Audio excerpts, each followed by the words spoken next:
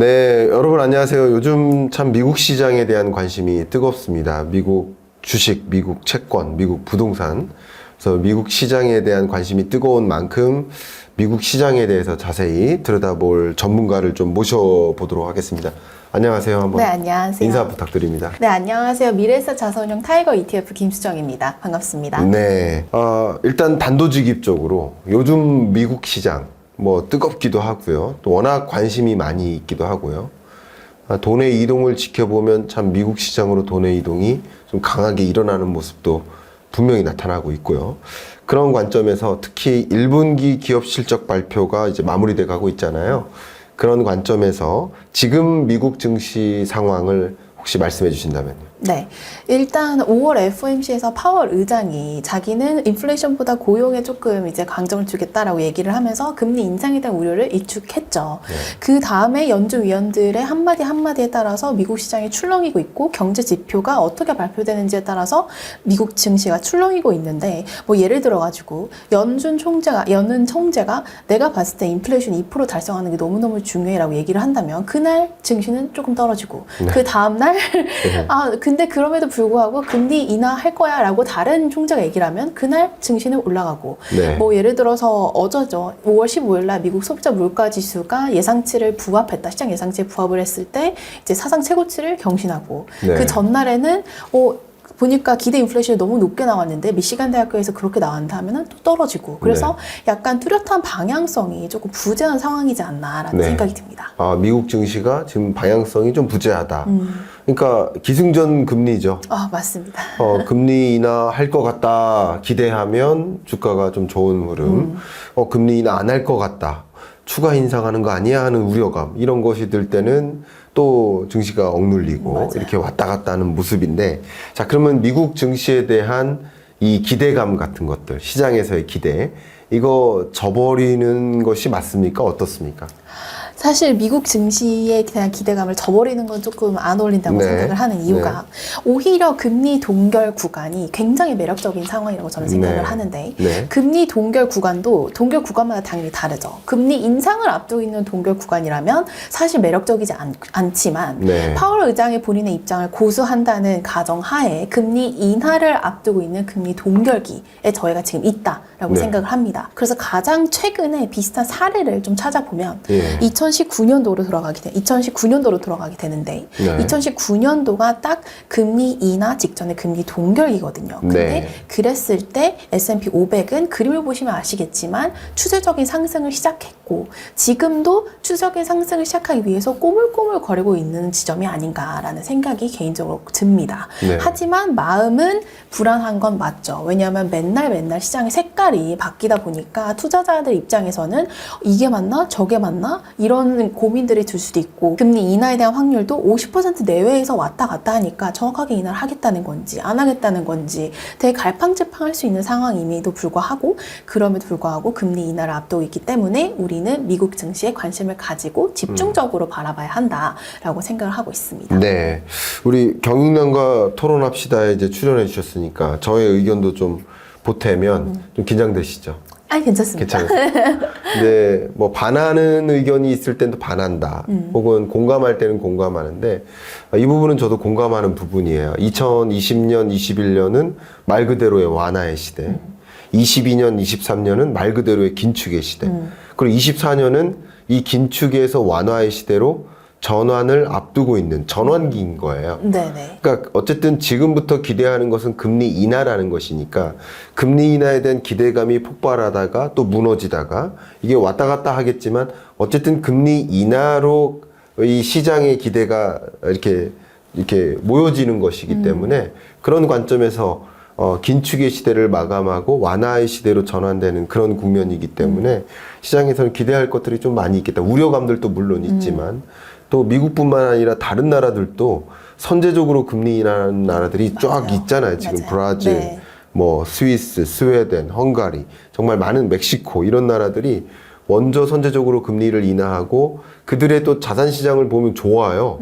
영국이나 유로존도 곧 금리 인하할 거라고 맞아요. 가이던스를 제시하고, 그러니까 그런 것들을 보면 어쨌든 금리 인하라는 것, 완화의 시대로 전환된다는 것은 이제 그것에 대한 기대감이 솟구치다가 또 무너지다가 하면서 왔다 갔다 불안하긴 하겠지만 어쨌든 둘 중에 하나를 놓고 본다면 기대감이 더 많이 작용되는 시장 이렇게 좀 구분할 수 있을 것 같아요. 네. 근데 어쨌든 지금 현재로서는 미국 증시에 투자하는 그 관심이 많이 있는 분들 중에서 이 불안함을 좀 갖는 분들이 있어요. 그런 시기인 거 맞습니다. 그러나 이런 시기이니만큼 좀 옥석을 가리는 것도 좀 필요할 텐데 그래서 어떤 상품이라는 그 질문을 던져볼게요. 이 현업에서 오셨으니까 네네. 어떤 상품을 활용하는 것이 좋겠다 의견 부탁드립니다. 이럴 때는 아무래도 월배당 상품들, 이렇게 투자하신 경험이 있으신 분들은 월배당 ETF가 딱 머릿속에 떠오를 것 같은데, 불안하지만 그럼에도 투자를 해야 된다라고 생각을 하면은 내가 먼저 배당을 좀 안정적으로 받으면서도 미국 지수를 추정할 수 있는 그런 상품들이 떠오르실 텐데, 네. 제가 이번 시간에는 이제 타이거 미국 S&P 500 플러스 10% 프리미엄 초단기 옵션 ETF를 예. 소개해볼까 합니다. 예. 이름이 정말 길죠. 그걸 이렇게 쭉 한 번도 안 쉬고 쭉. 네, 이름이 정말 길죠. 예. 그래서 이게 이름에 저희가 추구하는 운용 목표가 다 담겨있기 때문에 굉장히 긴 건데 네. 그거를 조금 더 설명을 한번 해보도록 하겠습니다. 예. 일단 미국 S&P 500이 들어가 있기 때문에 미국 S&P 500 지수를 추정합니다. 네. 미국 S&P 500 지수를 추정하는데 그 기업들이 주는 배당금에 더해서 옵션 프리미엄을 저희가 매도를 합니다. 네. 그래서 매월 분배금을 지급하는 상품인 거죠. 네. 그래서 초단기 옵션이라는 단어가 이 상품만 딱 유일하게 붙었는데 네. 그 이유는 저희가 매도하는 옵션이 굉장히 초단기, 그러니까 매일매일 저희가 하루짜리 옵션을 매도하기 때문에 네. 초단기 옵션이라는 단어가 붙어 있다. 예. 근데 그렇게 되면 어떤 효과가 나타나냐면 초단기 옵션을 저희가 매도를 하면은 매도하는 옵션의 비중을 10% 내외로 줄일 수가 있습니다. 그래서 뒤에 초단기 옵션이 붙어 있다라고 네. 이해해 주시면 될 것 같습니다. 그럼 여기서 한번 또 질문 드려볼게요. 말씀 잘 해주셨는데 네. 옵션을 뭐 8에서 10% 정도 이렇게 사용하잖아요. 그런데 어떻게 이 상품명에 이 옵션이라는 초단기 옵션이라는 이름이 들어갈 수 있는 건지 이 부분 좀 궁금해집니다. 아, 네네. 예. 뭐 상품명에 포함되어 있는 수준을 줄 수 있냐, 뭐 네. 이런 질문이 있으실 수도 그렇죠. 있는데, 네. 상품명에다 나와 있는 것처럼 초단기 옵션을 사용하기 때문인데, 예. 이거를 조금 더 쉽게 설명을 드릴게요. 혹시 예. 당근 퍼 마일이라는 자동차 보험회사 아시나요? 예, 저는 알고 있습니다. 네, 예. 그게 이제 타는 만큼 본인이 보험료를 내잖아요. 그렇죠. 뭐 1년에 12번 타는 사람은 조금 보험료를 덜 내고 1년에 250일 타는 사람은 보험료를 더 내는 그런 이게 보험사라고 저는 알고 있는데 네. 그것처럼 많이 타는 사람이 더 많이 보험료를 지급하는데 옵션 매도라는 것도 일종의 시장 변동에 대한 보험료를 수취하는 거거든요. 그렇죠. 네, 그래서 이 보험료가 분배금의 재원이 되는 것인데 하루짜리 옵션을 맨날 매도를 하니까 높은 보험료를 받는 대신에 이 비중을 작게 가져갈 수 있는 거죠. 그래서 초단기 옵션이라는 것을 사용함으로써 저희는 옵션 비중을 8에서 10%까지 최소화할 수 있는 거고요. 그래서 이제 보통 커브드 콜 ETF라고 이해를 하시면은 상승의 제한, 하락의 방어 이런 그림들을 많이 생각하시고 이 키워드들을 많이 생각하시는데 이 상품 같은 경우에는 커브드 콜의 특성이 거의 느껴지지 않을 정도로 사라집니다. 그래서 네. 약간 커브드 콜 맛 ETF라고 제가 표현을 많이 하는데 바나나로 만든 우유가 아닌 바나나 맛 우유처럼 예, 예. 맛은 느껴지지만 상승과 하락 방어가 그렇게까지 많이 일어나지 않는 그런 상품이라고 봐주시면 될 것 같고 네. 특히 이게 월간이나 주간 옵션보다도 프리미엄이 높고 그 다음에 그 수익률을 제한하는 것도 덜 하기 때문에 네. 저희는 이제 S&P 500의 성과를 90% 이상 추정할 수 있을 거라고 기대를 하고 있습니다. 그러면 아무래도 그냥 단순히 S&P 500을 추정하는 것보다는 뭐 수익성이라는 면에서 더 기대할 부분들이 많이 있겠다는 생각이 드네요.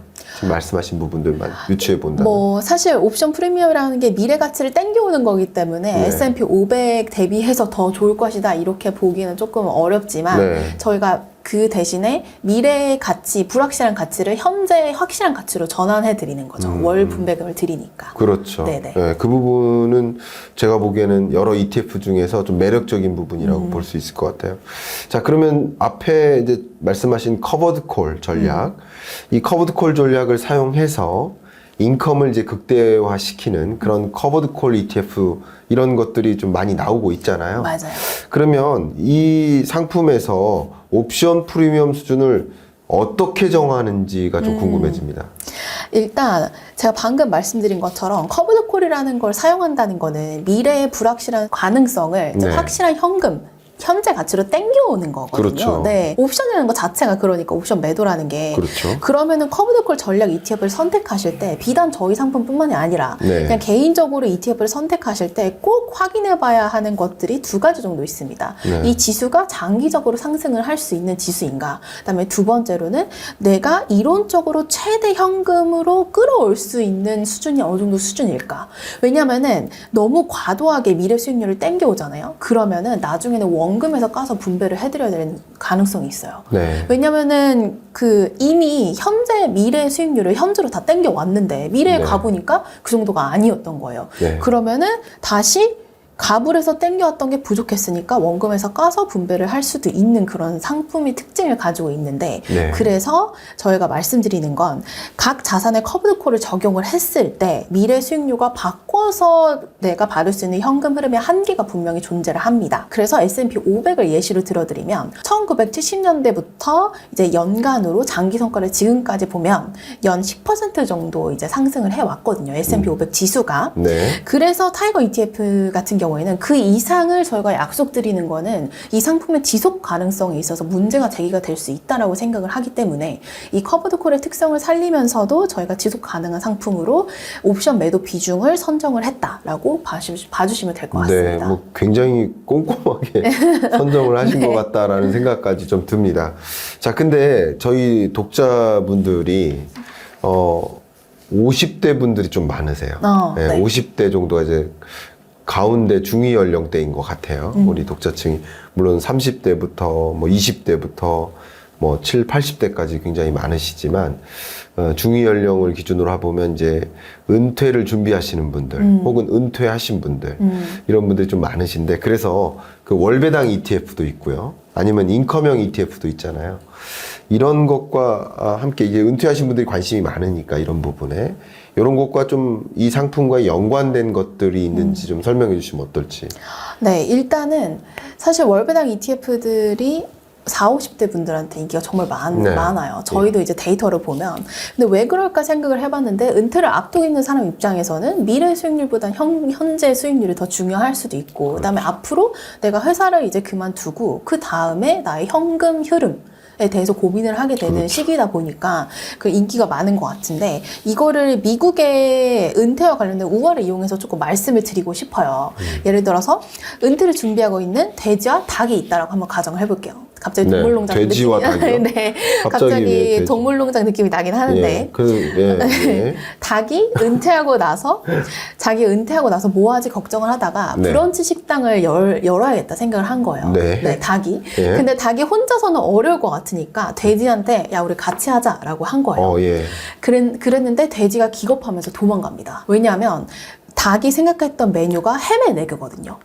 그러니까 닭은 자기는 계속 계란을 낳으니까 굉장히 좋은 사업 구조 모델이잖아요. 근데 돼지 입장에서는 자기 배를 계속 잘라야 되는 거예요, 햄을. 예. 그래서 예. 되게 돼지한테는 끔찍한 메뉴인 거고 닭한테는 되게 매력적인 메뉴인 거죠. 그렇죠. 그래서 결국에는 브런치 식당을 못 열었는데 여기서 제가 말씀드리고 싶은 거는 네. 이제 내가 보유한 주식을 돼지가 햄을 자르는 것처럼 판다는 것은 굉장히 마음이 힘든 일입니다. 네, 은퇴하고 나서 이제 자가 배당을 생각하시는 분들도 있을 거고 내가 사놨던 주식을 필요한 만큼 팔아서 써야겠다라고 생각을 하시는데 그렇죠. 내가 필요할 때 이걸 팔아야 되는데 그때 장이 안 좋을 수도 있고 그 다음에 내가 생각했던 만큼의 수익률이 안 날 수도 있는 거고 그렇기 때문에 돼지가 살을 잘라서 햄을 만들어야 되는 고통을 감내해야 될 수도 있다라고 이제 저희가 생각을 합니다. 그래서 자가 배당이 얼마나 어려운지를 조금 설명드리고자 이 우화를 가지고 왔고 그래서 이제 옵션 프리미엄을 사용해서 배당을 받는 이점을 보시면 S&P 500 플러스 10% 프리미엄 초단기 옵션 ETF 같은 경우에는 옵션 비중이 낮기 때문에 이제 S&P 500의 수익률을 90% 이상 따라가죠. 그래서 분배금을 계속 재투자를 하시면 S&P 500과 비슷한 수준의 수익률이 나올 수 있습니다. 그래서 내가 은퇴하기 전에는 현금 흐름이 있으니까 조금 재투자를 하다가 그럼 주식수가 늘어나겠죠. 그 다음에 내가 은퇴를 하고 나서 현금이 필요할 때는 분배금을 재투자하지 않고 그 분배금을 가져다 쓰는 겁니다. 그럼 나는 내가 샀던 S&P 500 주식을 팔 팔지 않아도 되는 거죠. 그렇죠. 그 월배당으로 이제 분배금이 나오니까. 그래서 돼지가 햄을 만들 때 배를 자르는 것처럼 고통스럽게 자가배당을 고민하지 않으셔도 된다. 네. 그런 이점이 있지 않나라고 네. 좀 생각을 하고 있고요. 훨씬 현실적인 은퇴 자금 관리 수단이 될 수 있지 않을까. 네. 왜냐하면 이게 뭐 워렌 버핏도 그렇고 존 보글도 그렇고 S&P 500을 투자를 해라. 네. 되게 좋은 상품이다 이렇게 얘기를 많이 하는데 내가 막상 돈이 필요할 때 어떻게 인출을 해야 되는지는 설명하는 그런 대가분들이 없으세요. 네. 그들은 인출을 안 하셔도 되겠죠. 워낙 돈이 많으니까. 그렇죠.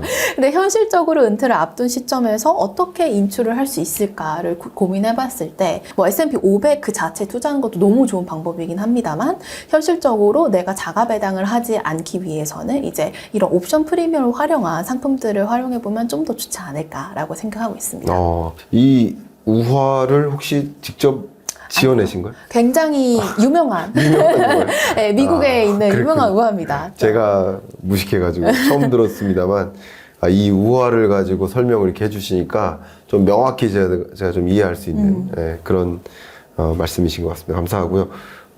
마지막으로 좀 이런 질문 드리고 싶어요. 이렇게 지금 말씀해 주신 이야기들이 특히 은퇴를 앞둔 분들 같은 경우는 굉장히 유익한 소재였지 않나 이런 생각을 해보는데 추가적으로 또 이 현업에서 오셨으니까 우리 구독자 여러분들께 뭐 해주실 말씀 좀 이렇게 하셨으면 좋겠다 네네. 제안 말씀 좀 해주시면 어떨까요? 사실 이거는 저희 상품 이런 걸 다 떠나서 커브드콜 ETF, 월배당 ETF가 인기가 굉장히 많아요. 네, 근데 이 상품을 고르실 때 제가 아까 전에 말씀드렸던 그 두 가지를 꼭 생각해 주셨으면 좋겠어요. 왜냐면 나중에 가서 내가 피볼 수가 있거든요. 네. 그래서 이제 이게 지수가 우상향할 수 있는 그런 특징을 가지고 있는지를 꼭 확인을 그렇죠. 해보시고 그 다음에 미래의 수익률을 땡겨서 현재 현금으로 지급하는 그런 구조를 가지고 있기 때문에 미래의 수익률이 너무 과도하게 책정된 건 아닌가라고 한 번쯤은 고민을 해보시고 상품을 이제 쫙 이제 세워두시고 선택을 하시면 좋을 것 같다라고 생각을 합니다. 물론 이제 저희 새로 신규로 나온 이름 엄청 긴 타이거 미국 S&P 500 프리미엄 초단기 옵션 ETF 중요하지만 그냥 월배당 ETF를 고르실 때 요거는 좀 생각해 보시면 좋을 것 같아요. 네, 주신 말씀 정말 감사하고 뭐 저한테도 참 도움이 됐던 이야기인 것 같고요. 아마도 많은 우리 구독자분들이 경제 공부하고 거시경제 이해하고 하시는데 거기서만 멈추는 게 아니라 투자적으로도 안정적으로 경제적으로 건전하게 이렇게 투자 의사결정 하고 싶은 분들이 많이 있으시거든요. 그런 분들께 좋은 어떤 추천 의견들도 담긴 것 같아요. 그래서 의미 있는 영상이지 않았나 이런 제 소감도 들고요. 혹시 이 내용들 이렇게 고정 댓글로 이렇게 남겨드리면 좀 링크 같은 거 이렇게 주시면 좀 편리하게 여러분들이 좀 들어가 보실 수 있게 이렇게 해주실 수 있으시죠? 네네네. 네, 그렇게 다행입니다. 고정 댓글 좀 확인해 주시길 바랍니다. 오늘 경인남과 토론합시다 처음 출연하셨는데 출연하신 소감 말씀만 마지막으로 부탁드리겠습니다. 너무 편하게 해주셔가지고 사실 전혀 긴장 많이 안 했던 것 같아서 너무 감사드립니다. 그래요? 앞으로도 또 기회가 되면은 자주 이렇게 오셔서 찾아뵙겠습니다. 이 회사의 여러 상품들 또 우리 구독자분들께 좀 추천해 주실 만한 것들 좀 많이 설명해 주시면 좋겠습니다. 자, 이상 마치겠습니다. 네, 감사합니다. 감사합니다.